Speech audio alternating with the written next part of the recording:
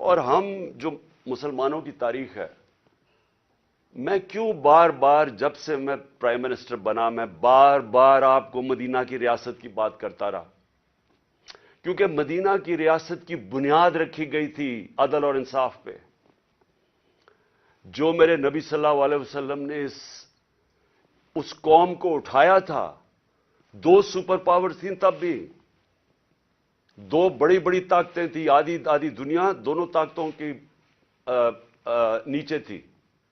ادھر سے ان لوگوں کی حیثیت ہی نہیں تھی، ان کو میرے نبی صلی اللہ علیہ وسلم نے دنیا کی امامت کروائی، لیکن بنیاد رکھی عدل اور انصاف پہ. قانون کے سامنے سب ایک برابر. فرمایا کہ میری بیٹی بھی اگر جرم کرے گی تو اس کو سزا ملے گی. اور پھر جو آج پاکستان کے حالات ہیں، انہوں نے آج سے 1500 سال پہلے تقریباً کہہ دیا تھا کہ وہ قومیں جو طاقتور کے لیے ایک قانون بناتی ہیں اور وہ جرم کرتے ہیں ان کو نہیں پکڑتی اور صرف کمزوروں کو جیلوں میں ڈالتی ہیں، وہ تباہ ہو جاتی ہیں. یہ میرے نبی نے 1500 سال پہلے کہہ دیا تھا. اور آج میں یہ جو آج میڈیا آپ کے سامنے آیا ہوں آپ کو یہ بتانے کے لیے کہ جس طرح ہم نماز میں کہتے ہیں نا کہ اللہ ان کے راستے پہ لگا جن کو نعمتیں بخشیں، ان کو نہیں جو تباہی کے راستے پہ نکل گئے. یہ ہم 5 وقت کی نماز میں مانگتے ہیں. آج ہم ادھر کھڑے ہیں. ایک طرف ہے اللہ کی نعمتوں کا راستہ، مشکل راستہ ہے لیکن انسان کی عظمت کا راستہ ہے. دوسری طرف تباہی کا راستہ ہے. جس طرف ہم یہ جو موجودہ سیٹ اپ ہے یہ لے کے جا رہا ہے. میرے پاکستانی ہوئی یاد رکھیں، میں وہ خوش قسمت انسان ہوں، 70 سال جس کی عمر ہے. اللہ مجھے سب کچھ دے بیٹھا ہے. کوئی اتنا خوش قسمت نہیں، میں اس کا بار بار شکر ادا بھی کروں تو وہ کافی نہیں ہے. کسی انسان کو اس ملک میں اللہ نے اس طرح کی عزت نہیں دی. حکومت سے انہوں نے سازش کے تحت مجھے باہر نکالا تو آپ لوگوں نے لاکھوں کی تعداد میں سڑکوں پہ نکلے. کس پرائم منسٹر کو آج تک اس طرح کی عزت ملی ہے؟ اور حکومت کے باہر پبلک کے اندر میں نکلا تو جس طرح کی عزت آپ نے مجھے دی کس کو ملی آج تک؟ کون سے پرائم منسٹر کو ملی؟ تو اس کے لیے وزارت عظمیٰ کیا چیز ہے؟ اس سے بڑی چیز کیا ہے کہ قوم اس کی عزت کرتی ہے. تو میں آج آپ کے لیے یہ کہنا چاہتا ہوں کہ دیکھیں، یہ آپ ایک بڑے خطرناک موڑ پہ کھڑے ہیں. اگر میری قوم میری آواز آج سن کے آپ جو اللہ نے ہمارے اوپر حکم دیا ہوا ہے جہاد کا، جہاد ہے کیا؟ پہلے میں یہ بھی کلیئر کر دوں، ظلم کے سامنے اور ناانصافی کے سامنے کھڑا ہونا جہاد ہے. اللہ نے ہمارے پہ فرض کیا ہوا ہے. کیوں کیا ہوا ہے؟ ہماری بہتری کے لیے. جو قومیں رائے حق پہ کھڑی ہوتی ہیں اور انصاف کے لیے کھڑی ہوتی ہیں وہ آزاد ہو جاتی ہیں، اور انصاف کے بعد ہی خوشحالی آتی ہے. پہلے مدینہ کی ریاست میں عدل اور انصاف آیا، پھر خوشحالی آئی.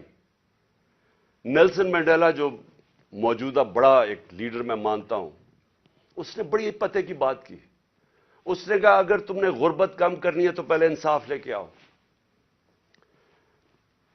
چائنا نے دنیا کی تاریخ میں کبھی کسی قوم نے غربت کم نہیں کی جو چائنا نے کی ہے. 70 کروڑ لوگوں کو پچھلے 30-35 سال میں غربت سے نکال لیا انہوں نے. اور اسی قوم نے 450 وزیروں کو کرپشن کے اندر جیل میں ڈالا. یعنی طاقتور وزیروں کو انہوں نے قانون کے نیچے لے کے آئے. تو جو خوشحالی ہوتی ہے وہ انصاف کے ساتھ ہوتی ہے. حضرت علی کا قول ہے کہ کفر کا نظام چل جائے گا لیکن ظلم اور ناانصافی کا نظام نہیں چل سکتا. جدھر ہم جا رہے ہیں یہ نظام نہیں چل سکتا اور نہیں چل رہا. آج پوچھیں لوگوں کے حالات. آج کون سی قیامت آئی تھی کہ اپریل میں ہماری حکومت گئی ہے؟ 65 روپے کلو آٹا تھا، آج 135 روپے پہ پہنچ گیا یا اس سے بھی اوپر. کون سی قیامت آئی تھی کہ بجلی دگنی ہو گئی ہے؟ पेट्रोल डीजल दुनिया आलमी मार्केट में तो इनकी तेल की कीमत कम है। कौन सी क़यामत है कि ये कीमतें इनकी आज उधर पहुंच गई हैं?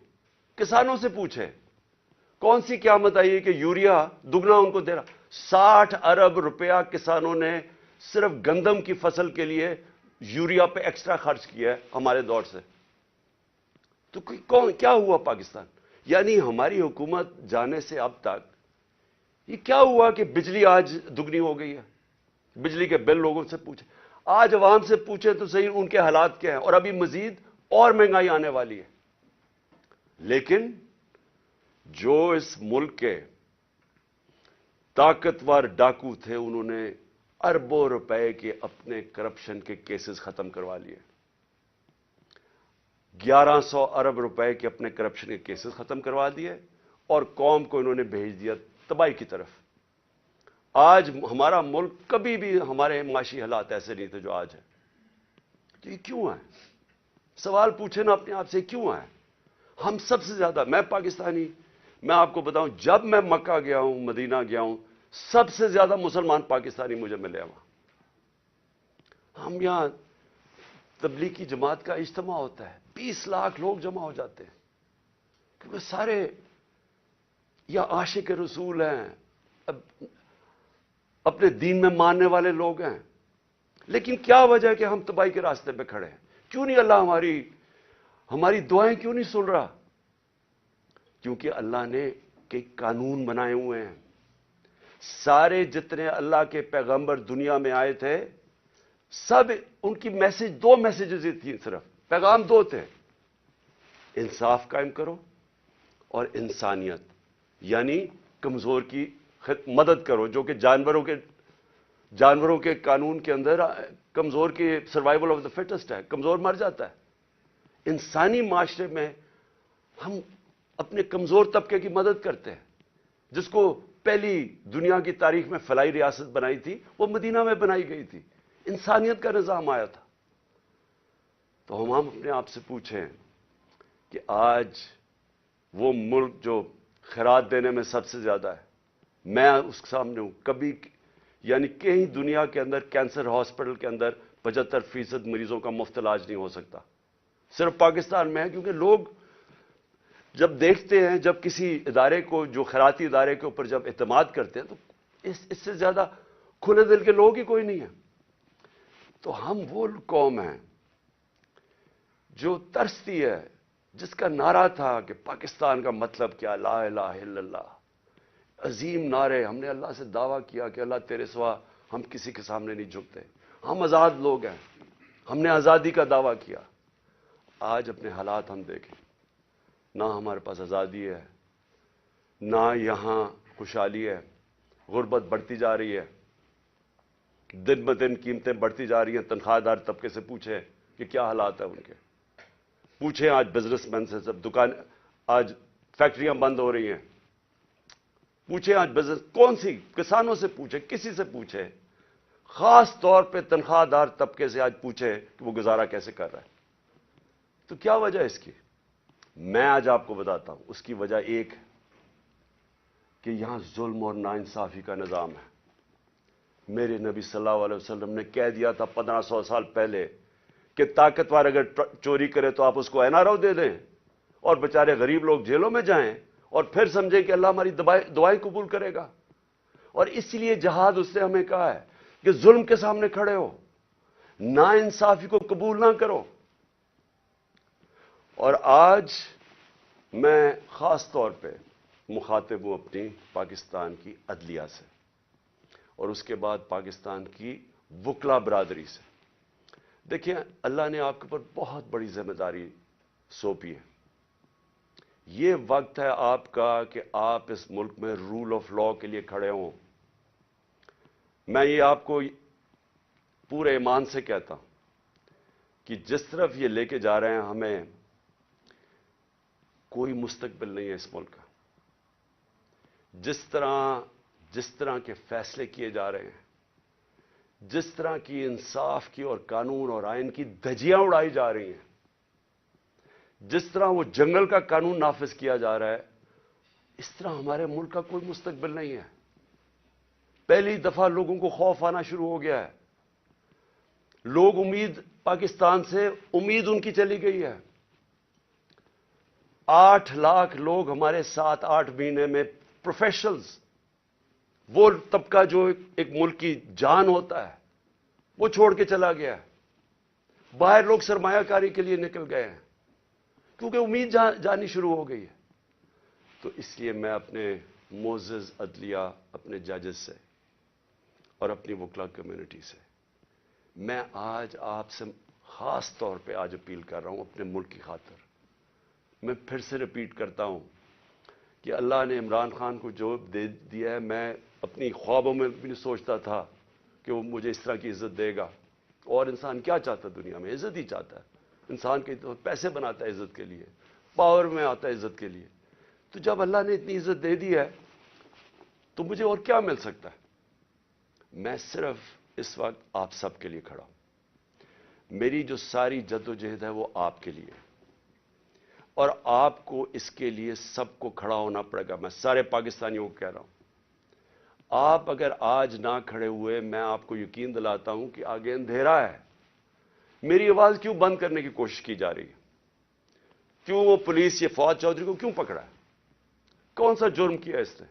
کوئی مجھے جمہوریت میں بتائے کہ یہ جرم ہوتا ہے کہ جو اس نے اس کو منشی کہہ دیا، اس کو چیف الیکشن کمیشن. کبھی اس کے اوپر بھی کسی جمہوریت میں پکڑا جاتا ہے؟ اعظم سواتی کا کیا قصور تھا؟ کیا اس نے کہہ دیا کہ جناب ایکس آرمی چیف نے NRO 2 دے دیا؟ تو یہ سینیٹر ہے، اس کی رائے ہے. یہ باقی اس ملک کی اکثریت سمجھتے ہیں کہ ٹھیک ہے. اس کو ننگا کر کے، تشدد کر کے، پھر وہ گندی ویڈیو، اور پھر اس کو پکڑ لیا، 30 FIR کاٹ دی. شہباز گل، ارشد شریف، جو ارشد شریف کی خبریں آتی ہیں کہ کس طرح اس سے کیا گیا. کیا بچہ جانتا ہے پاکستان میں کہ ارشد شریف جیسا خوددار، دیانتدار، کریڈیبل، ایک محب وطن شاید ہی کوئی صحافی آیا ہو. اس سے جو کیا ہے، اور یہ جو میرے اوپر قاتلانہ حملہ کس لیے کیا گیا؟ میں نے کون سا جرم کیا تھا؟ اور اس کے اوپر ابھی میں آتا ہوں جب میں باقی چیزیں بھی آپ کو سامنے رکھتا ہوں. لیکن میں آج اپنی قوم کو کہہ رہا ہوں کہ دیکھیں، آپ کا مستقبل آپ کے ہاتھ میں ہے. آپ ہیں اللہ کے بعد اس ملک کے وارث. آپ کو اپنی تقدیر اپنے ہاتھ میں لینی پڑے گی. یہ میرا وعدہ ہے کہ جب تک میں زندہ ہوں میں اس ملک کے لیے سٹرگل کروں گا. میں کیوں سٹرگل کروں گا؟ کیونکہ میں کبھی نہیں بھولتا کہ بچپن سے مجھے بتایا گیا ہمارے بڑوں نے کہ تم خوش قسمت ہو، تم آزاد ملک میں پیدا ہوئے ہو. وہ ہمارے بڑے سارے غلام ہندوستان میں پیدا ہوئے تھے. بچپن سے یہ ہمارے میں ڈالا گیا کہ یہ کتنا خوش قسمت سارے ہم ہیں، میری جنریشن، کہ ہم تو ایک آزاد ملک میں پیدا ہوئے. میں کبھی بھی جب دنیا میں باہر گیا، کرکٹ کھیلی، بڑا ٹائم گزارا ہے، پروفیشنل کرکٹ کھیلتا تھا، کبھی میرے ذہن میں یہ نہیں آیا کہ میں پاکستان کے علاوہ کسی اور ملک میں رہ سکتا ہوں. اور میں ابھی بھی جتنی میری باقی زندگی ہے اس ملک کے لیے، میں آپ کو یقین دلاتا ہوں کہ نہ مجھے کوئی جیل سے ڈر ہے. موت میں نے اپنے اتنے قریب سے دیکھی ہے کہ اتنے قریب سے دیکھی ہے. مجھے پورا اللہ پہ اعتماد ہے. میں لا الہ الا اللہ پہ ماننے والا انسان ہوں. جب اس کا فیصلہ ہوگا، قرآن شریف کے اندر آپ پڑھ لیں، آپ نہ آگے ہوتا ہے ٹائم نہ پیچھے ہوتا ہے. اس لیے مجھے کوئی فکر کسی کی نہیں ہے. اور مجھے کوئی یہ جو ہر وقت جیل لے کے جانے لگے ہیں، مجھے اس سے کوئی فکر نہیں ہے. اور نہ ہی میں آپ سب کو کہتا ہوں، آپ کو یہ جیل سے ڈرنا نہیں چاہیے. جیل کا ڈراوے، جی جیل میں ڈال دیں گے، ڈال دیں جیل میں، کتنوں کو ڈالیں گے. اس لیے میری قوم، آپ کو اگر اپنے آپ کو بچانا ہے، آپ کو اللہ کے حکم پہ چلنا پڑے گا، انصاف کے ساتھ کھڑا ہونا پڑے گا. اور میں اپنی عدلیہ سے پہلے آتا ہوں. سب سے پہلے الیکشن کمیشن نے محسن نقوی کو पंजाब का चीफ मिनिस्टर बनाया। मैं पहले इलेक्शन कमीशन से सवाल पूछता हूं कि क्या आपको नहीं पता कि जो आइन का आर्टिकल 218 उसकी शिक 3, क्या आपको नहीं पता कि आपकी सबसे बड़ी जिम्मेदारी साफ और शफाफ इलेक्शन करवाना है? यह आपकी सबसे बड़ी जिम्मेदारी है। तो मुझे मैं सवाल यह पूछता हूं कि किस बेसिस पे आपने मोहसिन नकवी को चुना? बाकी नाम किस बेसिस पे आपने रिजेक्ट किए? जबकि हमने वो नाम चुन के दिए जो हम समझते थे कि नून लीग एक्सेप्ट कर जाएगी उनको, क्योंकि सुखेरा साहब इस वक्त कैबिनेट सेक्रेटरी हैं, शहबाज शरीफ के कैबिनेट सेक्रेटरी हैं। उससे बाद नासिर खोसा का नाम दिया जो उनके प्रिंसिपल सेक्रेटरी नवाज शरीफ के रह चुके हैं, शहबाज शरीफ के चीफ सेक्रेटरी, यानी वो लोग जो इनको एक्सेप्टेबल है। हमने अपनी तरफ से न्यूट्रल अंपायर रखने की कोशिश की। तो किस बेसिस के ऊपर ये मोहसिन नकवी को आप लेके आए? क्या आप उसके बैकग्राउंड का नहीं पता था, या शायद लगाया इसलिए था क्योंकि आपको पता था ये कौन है? क्या ये नहीं पता कि ये आदमी रिजीम चेंज जो हमारी गवर्नमेंट गिराई गई है उसमें इसने सबसे बड़ा रोल इसका था। एक तो ऊपर का रोल था ना एक्स आर्मी चीफ का, लेकिन इसका उसके बाद ये उन चंद लोगों में से था जो सबसे ज्यादा ये भागदौड़ की इसने हमारी हुकूमत गिराने के लिए। क्या ये आसिफ जरदारी के साथ सिंध हाउस जिधर पैसे चले थे ये वहां नहीं था? क्या आसिफ जरदारी इसको अपना बेटा नहीं कहता? क्या इसका जो चैनल है, लोगों को नहीं पता इसकी चैनल का किसके बार बार जो प्रोपेगेंडा हमारे अगेंस्ट कब से कर रहा है? और फिर सबसे बड़ी बात कि जो आज नैब के चेयरमैन हैं आफ्ताब सुल्तान, नैब के चेयरमैन आफ्ताब सुल्तान ने इसी मोहसिन नकवी के ऊपर इन्वेस्टिगेशन की थी। ये इन्वेस्टिगेटिंग ऑफिसर थे और उनकी रिकमेंडेशन पे इन्होंने 35 लाख रुपया नैब को वापस किया था। तो मैं इलेक्शन कमीशन से पूछना चाहता हूं कि कोई और आपको नहीं मिला कि सिर्फ चुन के आप वो आदमी लेके आए हैं जो कि हमारा सबसे खिलाफ था?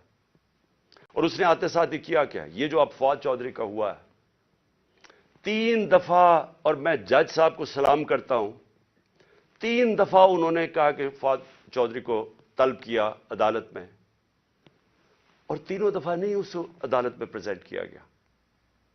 तो क्या ये मोहसिन नकवी, ये इसकी पहली आते साथ ही इसने अपने कारनामे दिखा दिए। उसके बाद इसने जो इसने अपॉइंटमेंट्स किए हैं, क्या ये फ्री एंड फेयर इलेक्शन हो रहा है कि सारे वो पुलिस ऑफिसर जिन्होंने हमारे ऊपर तशद्दुद किया था 25 मई को, उन सारों को वापस ले आया? एडवोकेट जनरल ऑफिस के अंदर वो सारे लोग जो कि हमजा शरीफ के दौरान थे उनको वापस ले आया? क्या ये साफ और शफाफ इलेक्शन की तैयारी हो रही है?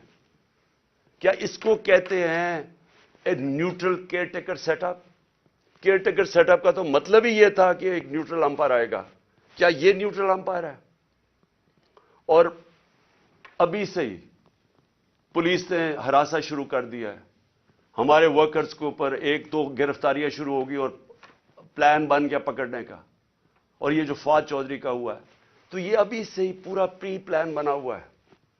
ये साफ और शफाफ इलेक्शन करवाने के लिए मोहसिन नकवी नहीं आया, ये वो करने आया है जो मैंने पहले भी कहा था, जो आसिफ जरदारी ने इलेक्शन करवाया अभी कराची के अंदर, कि वोट बैंक है नहीं पीपल्स पार्टी का और पीपल्स पार्टी जीत जाती है कराची से। तो ये इलेक्शन नहीं हो रहा, ये एक प्लान, एक कॉन्स्पिरेसी के तहत इसको रखा गया। तो मैं अपनी अदलिया, और हम इंशाल्लाह ये केस लेके जा रहे हैं अपनी अदलिया के पास, तो मैं और पाकिस्तानी आपसे इंसाफ की तवक्को रख रहे हैं। हम ये भी चाहते हैं कि ये जो अब फवाद चौधरी से हो रहा है और ये जो आगे होने जा रहा है, मैं अभी आपको पेशन गोई करता हूं, क्योंकि इनको सबसे बड़ा जिस आवाज बंद करनी है वो इमरान खान की है, तो वो पूरा प्लान बना हुआ है इनका। मैं अभी पेशन गोई कर रहा हूं। हम अपनी अदलिया से एक्सपेक्ट करते हैं कि हमारे फंडामेंटल राइट्स को प्रोटेक्ट करें। ये तारीख वो होने लगी है, अगर हमारी अदलिया ना खड़ी हुई तो याद रखें आज तक जस्टिस मुनीर को किसी तारीख नहीं भूल सकी। वो बड़े काबिल आदमी थे, لیکن ایک جگہ جدھر انہوں نے آئین اور قانون کے ساتھ کھڑا ہونا تھا وہ طاقتور کے ساتھ کھڑے ہو گئے. اس ملک نے بھاری قیمت ادا کی ہے اس کی, اور اس کے بعد قیمت ادا کرتے گئے. اس وقت قوم آپ سے ایکسپیکٹ کر رہی ہے, موزس ججز, قوم آپ سے ایکسپیکٹ کر رہی ہے کہ ہمارے حقوق کی حفاظت کریں, ہماری جمہوریت کو بچائیں. یہ جو اب تباہی مچنے لگی ہے ہماری جمہوریت کے اوپر اور جو ہو رہا ہے اور جو رجیم چینج کے بعد ہوا ہے, میں آپ کو یقین دلاتا ہوں کہ میں مشرف کے مارشل لاء میں اپوزیشن میں تھا. 8 دن مجھے جیل میں ڈالا, تب بھی میں نے کبھی اس طرح کا ظلم, فیشزم, اس طرح کی میں نے کبھی ایک سٹیٹ کو اپریس کرتے ہوئے میڈیا کو, میڈیا کے لوگوں کو, ہمارے ورکرز کو میں نے کبھی ایسے نہیں دیکھا جو آج میں دیکھ رہا ہوں پاکستان کے اندر. تو اور مجھے افسوس سے کہنا پڑتا ہے کہ ہماری عدلیہ نے ہمارے فنڈامنٹل رائٹس کی حفاظت نہیں کی.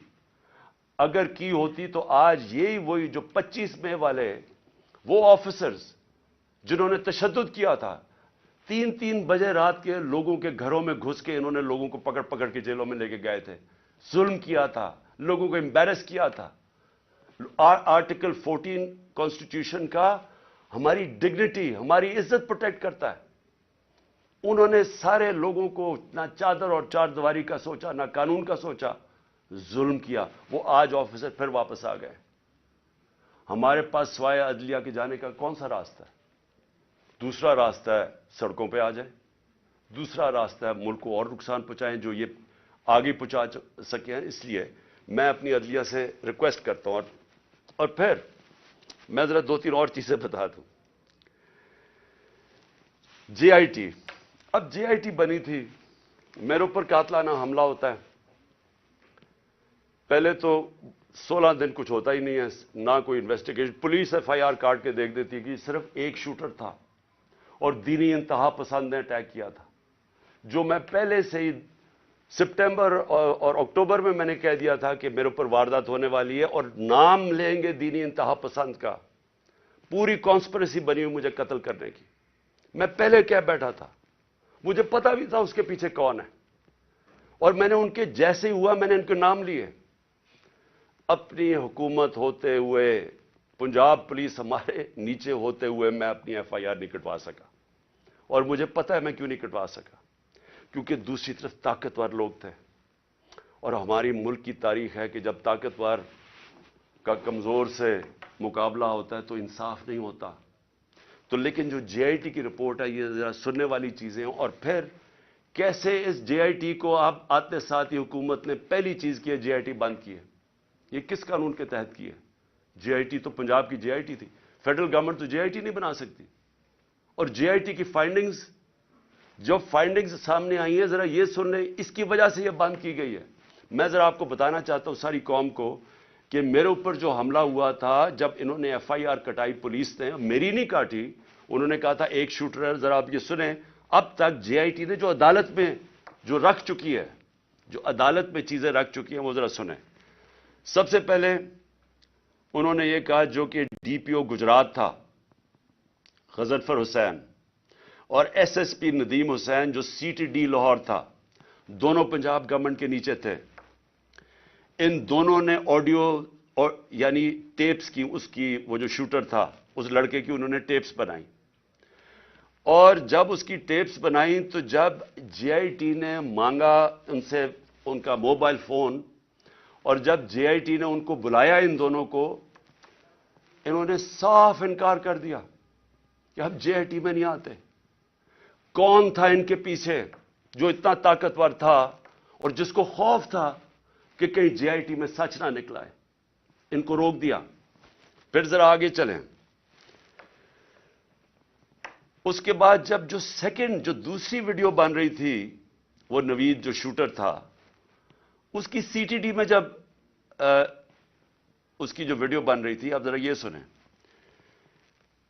رپورٹ لکھتی ہے جے آئی ٹی کے 4 سے 5 جو نامعلوم لوگ وہاں موجود تھے. وہ کون تھے؟ پولیس سی ٹی ڈی کے اندر اس کی بنایا جا رہا ہے اس کا سیکنڈ ویڈیو, اور وہ بھی اس کی کون سا قانون اجازت دیتا ہے کہ پولیس ویڈیوز بنا کے ریلیز کرتی رہے میڈیا کو؟ لیکن وہاں جو سب سے زیادہ چیز ہے 4 اور 5 وہ جے آئی ٹی کہتی ہے نامعلوم لوگ وہاں بیٹھے ہوئے تھے. یہ کون تھے؟ پھر اسٹیبلش ہو جاتا ہے 3 طریقوں سے.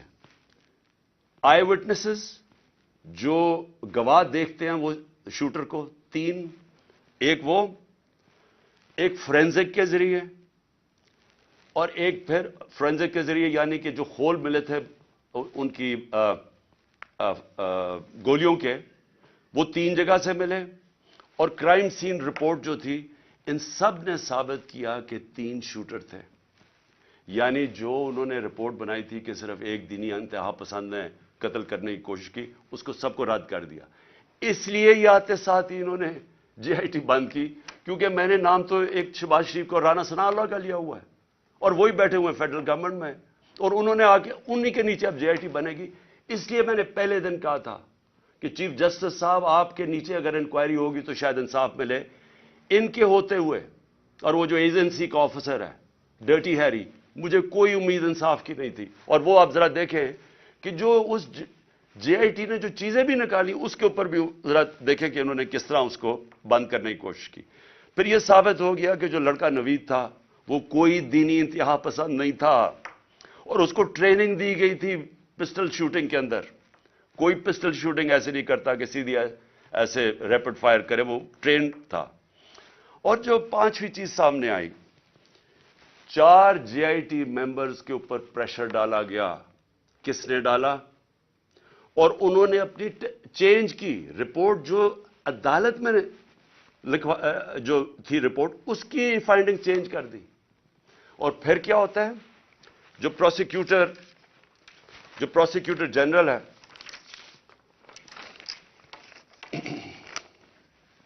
جو انڈیپینڈنٹ انکوائری کرتا ہے ان 4 لوگوں کے اوپر جو اپنے چینج کرتے ہیں رپورٹ, یہ جو 4 جے آئی ٹی ممبرز اپنی رپورٹ چینج کرتے ہیں, انڈیپینڈنٹ انکوائری کنڈکٹ کی جاتی ہے پروسیکیوٹر جنرل آف پاکستان. وہ ان کے اوپر انڈیپینڈنٹ انکوائری کنڈکٹ کرتا ہے اور وہ کنفرم کرتا ہے, prosecutor general of Pakistan confirm کرتا ہے کہ انہوں نے اپنی غلط ٹیسٹ اپنی بدلی. 3 شوٹرز تھے اور اس نے ریکمینڈ کیا کہ ان کے اوپر کرمنل پروسیڈنگز کی جائیں کہ انکوائری کو سیبوٹاج کرنے کے لیے جو 4 جے آئی ٹی ممبرز نے جنہوں نے چینج کیا ہے. تو میرا سب سے بڑا سوال یہ ہے کہ آتے ساتھ ہی پنجاب گورنمنٹ جب سے یہ آیا ہے انہوں نے سب سے پہلے کیوں انہوں نے اسٹڈی کر لیتے, دیکھ تو لیتے کہ جے آئی ٹی رپورٹ میں کیا فائنڈنگز ہیں. بڑی تفصیل میں انہوں نے فائنڈنگز دی ہوئی ہیں. آتے ساتھ ہی اس کو کیوں بند کیا؟ اور پھر جو سب سے زیادہ کام کر رہا تھا, پہلے تو یہ 4 بھگا دیے, جو سب سے زیادہ کام کر رہا تھا میں اس کا نام دیتا ہوں, وہ بڑا مجاہد, اس طرح بھی ماشاءاللہ ایسے لوگ تھے. انہوں نے آتے ساتھ ہی یہ جو محسن نقوی نے اور کیا کام کیا کہ اس نے جو لڑکا جو سب سے زیادہ کام کر رہا تھا اس کا میں نام اس لیے بتانا چاہتا ہوں کیونکہ سعید انور شاہ یہ انویسٹیگیٹنگ آفیسر تھا جس نے کھڑا ہوا اور جس نے عدالت کے اندر چلان دیا. انہوں نے آتے ساتھ ہی اس کو سسپینڈ کر دیا. تو میں اس سے کیا مجھے نظر آتا ہے؟ اس سے مجھے نظر آتا ہے کہ اگر کسی کو بھی شک بھی تھا کہ اس کے پیچھے طاقتور لوگ تھے جنہوں نے یہ سارا پلان کیا ہے, وہ شک ساروں کے دور ہو جانے چاہیے.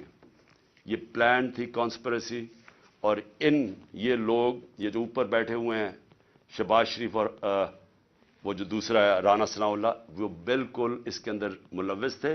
کیونکہ اگر وہ ملوث نہیں تھے ان کو کس چیز کا ڈر تھا؟ کیوں وہ یہ بار بار جے آئی ٹی کو سیبوٹاج کرنے کی کوشش کر رہے تھے اور کر دیا؟ کیوں نہیں چلنے دیا جے آئی ٹی کو؟ بعد میں رپورٹس چیلنج ہو سکتی ہیں, اس کے اوپر کیس تو آگے چلتا ہے, لیکن کیوں انہوں نے کیا؟ کیونکہ ہمارے ملک کی تاریخ ہے. لیاقت علی خان کس نے ان کو قتل کیا ابھی تک کبھی نہیں پتا چلا. بے نظیر بھٹو کوئی پتہ نہیں, ایک دم اس کی جو سین تھا جدھر وہ بیچاری کو شہید کیا گیا وہ سارا ایک دم کلیئر کر دیا. کس کے انسٹرکشن پہ کیا گیا کوئی کبھی نہیں پتا چلتا. اس لیے یہ جو پورا کور اپ ہو رہا ہے یہ بھی کیونکہ طاقتور لوگ انوالوڈ ہیں، اس لیے کوئی پوری کوشش ہوگی اس کو کور اپ کرنے کے لیے. میں آگے اب چلتا ہوں.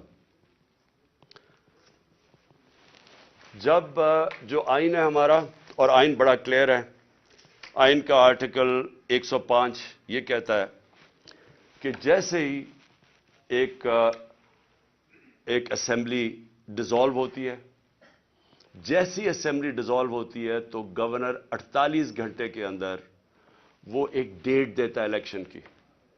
یہ آئین کے اندر لکھا ہوا ہے، 105 آرٹیکل 105 میں لکھا ہوا ہے. نہ کے پی کے گورنر نے ابھی تک ڈیٹ دی ہے، نہ پنجاب کے گورنر نے ڈیٹ دی ہے. سوال یہ کیوں نہیں دی؟ ہم نے اپنی گورنمنٹ کیوں گرائی؟ کبھی سوچا کہ کوئی اپنی گورنمنٹ خود چھوڑ دیتا ہے، ڈیزالو کر دیتا ہے؟ کبھی اس ملک کی تاریخ میں ہوا ہے؟ 60% پاکستان جس کے اوپر ہماری گورنمنٹ ہو، ہم خود ہی کہیں کہ جی ٹھیک ہے یہاں ہم اسمبلیز ڈیزالو کرتے ہیں. میں نے نیشنل اسمبلی بھی اپریل کے اندر ووٹ آف نو کانفیڈنس سے پہلے میں نے وہ بھی کہا تھا کہ میں ڈیزالو کرتا ہوں، الیکشن کروا دیں. تو یہ اس لیے کرتے ہیں، ہم نے اس لیے فیصلہ کیا کہ جب ایک ملک کے اندر سیاسی طور پہ استحکام نہیں ہوتا تو معیشت کے اوپر ڈائریکٹ اس کا امپیکٹ جاتا ہے. ہم نے یہ اس لیے اپنی اسمبلیاں ڈیزالو کی کیونکہ ہمیں نظر آ رہا ہے کہ ملک تباہی کی طرف جا رہا ہے، ڈیفالٹ کی طرف جا رہا ہے. جس طرح میں پہلے کہہ بیٹھا ہوں کہ کسی طبقے سے پوچھ لیں آج پاکستان میں کہ معیشت کا کیا حال ہے، وہ سارے آپ کو یہ کی جواب دیں گے برے حالات ہیں، گر رہا ہے نیچے. تو ہم نے اس کو اس لیے اپنی گورنمنٹس کی قربانی دی کہ ہم یہ سمجھتے ہیں کہ اگر ہم نے اس ملک کو اٹھانا ہے واپس تو سب سے پہلے صاف اور شفاف الیکشنز کی ضرورت ہے. صاف اور شفاف الیکشنز کا مطلب پولیٹیکل سٹیبلٹی. جب لوگوں کو ایک اعتماد ہوگا، بزنس کمیونٹی کو جو باہر بیٹھی ہے، جو اندر بیٹھی ہے، کہ اب 5 سال کے لیے حکومت آ گئی اور پبلک مینڈیٹ کے ساتھ جو بڑے فیصلے کر سکتی ہے، جو ضرورت ہے آج پاکستان کو نکالنے کی اس دلدل میں سے، تو تب ہی ملک اٹھ سکتا ہے. ان کے اوپر تو نہ باہر نہ کسی کو اندر اعتماد رہ گیا ہے. تو یہ تو جتنی دیر چلتی رہے گی لوگوں کی تو تباہی ہے اس کے اندر. تو اس لیے ہم نے اپنی گورنمنٹس ڈیزالو کی تھی. ہمارا سوچ یہ تھی کہ اس کے بعد الیکشنز کی طرف ہم جائیں گے، اور اس لیے قربانی دی تھی. ابھی تک لگ یہ رہا ہے، اور یہ جو موسم نقوی کو لے کے آئے ہیں، اب یہ واضح ہو گیا کہ ان کا کوئی موڈ الیکشن کروانے کا نہیں ہے. میں پھر اپنی عدلیہ سے پوچھتا ہوں کہ اب ذمہ داری آپ کی ہے. آئین کے اندر کوئی گنجائش نہیں ہے. جیسے ہی گورنمنٹ ڈیزالو ہوتی ہے، آرٹیکل 105 105 واضح طریقے سے کہتا ہے کہ 90 دن کے اندر آپ نے الیکشن کروانے.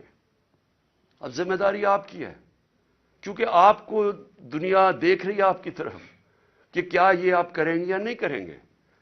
کیونکہ میں پھر سے کہتا ہوں کہ مجھے افسوس سے کہنا پڑتا ہے کہ ہمارا ملک وہ نہیں بن سکا جو بننا چاہیے تھا.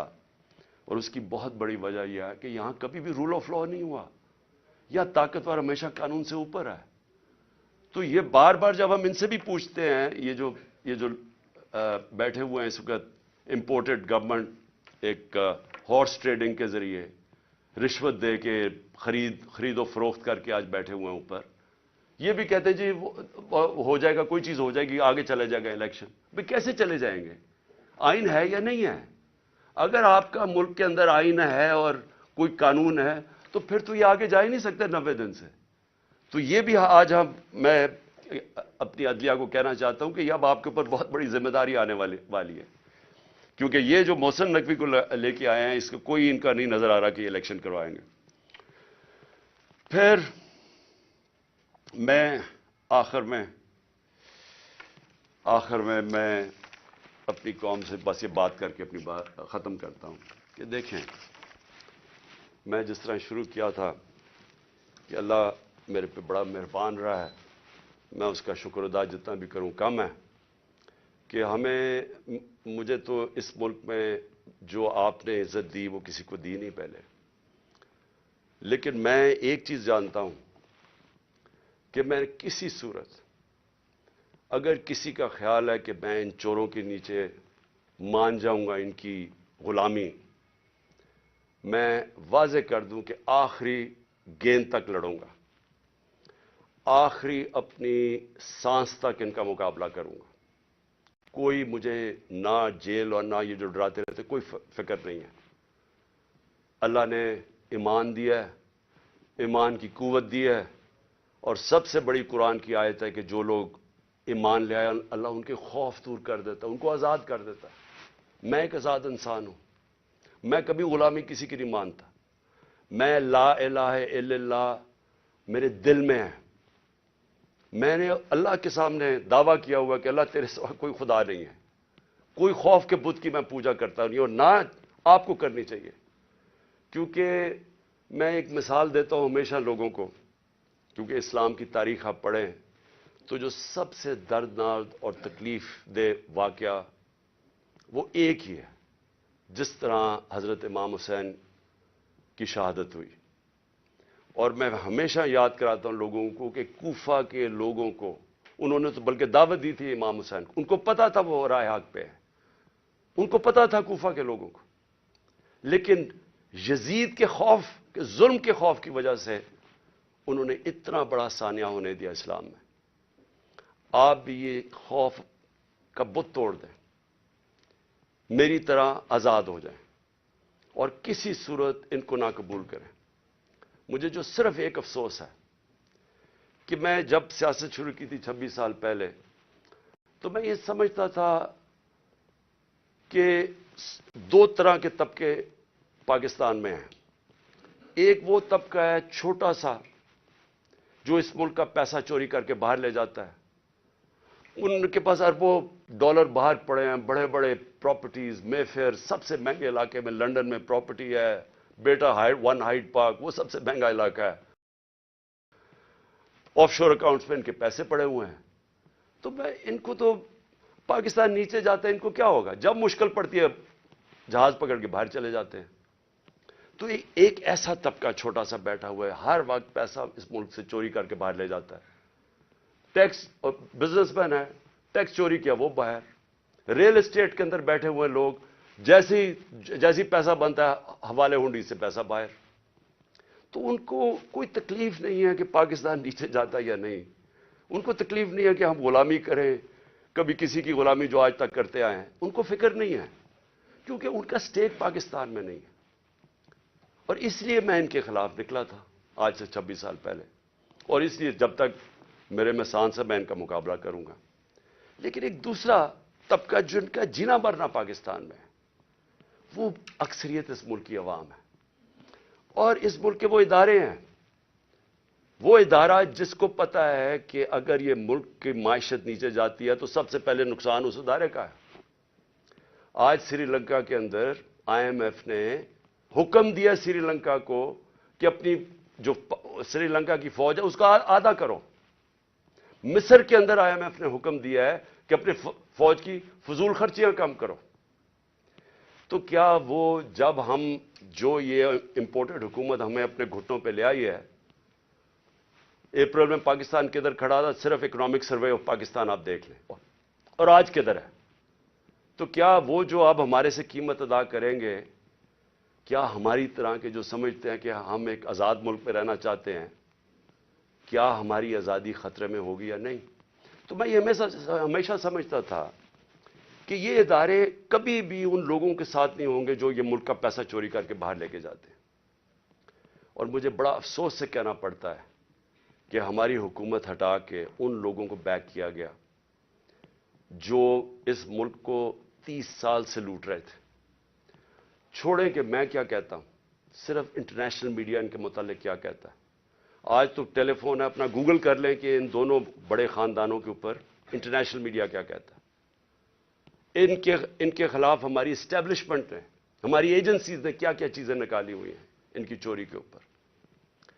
تو مجھے حیرت یہ ہوئی کہ رجیم چینج کے بعد ان کے ساتھ کیسے کھڑے ہو گئے وہ ادارہ جس کا سب سے زیادہ سٹیک ہے کہ پاکستان ایک طاقتور ملک بنے.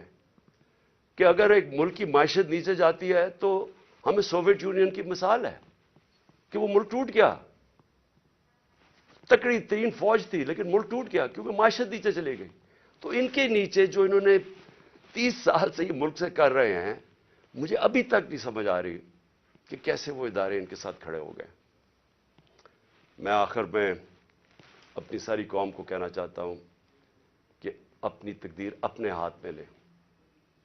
آپ کا مستقبل، آپ کے بچوں کا مستقبل آپ کے ہاتھ میں ہے. آپ یہ اگر ظلم نہ، آپ کے پاس اب 2 راستے آ گئے. ایک تباہی کا راستہ ہے، ایک مشکل راستہ ہے، جدوجہد کا راستہ ہے، لیکن پاکستان کی عظمت کا راستہ ہے. اور مجھے امید ہے کہ آپ صاحب صحیح فیصلہ کریں گے پاکستان سے.